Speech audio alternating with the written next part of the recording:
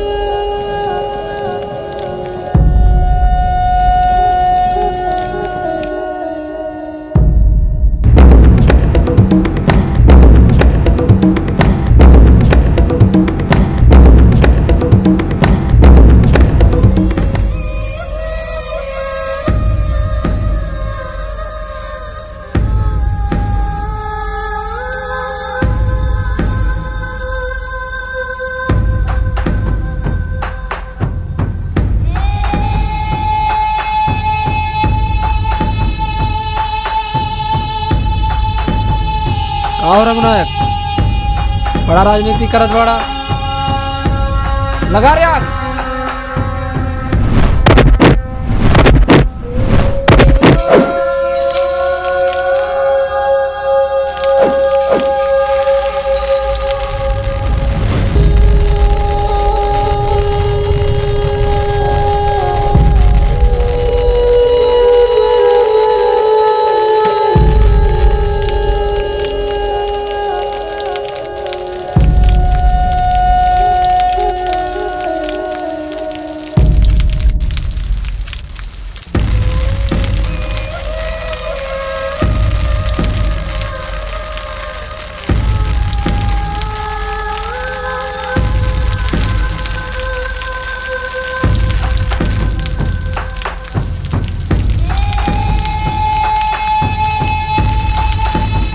हे माँ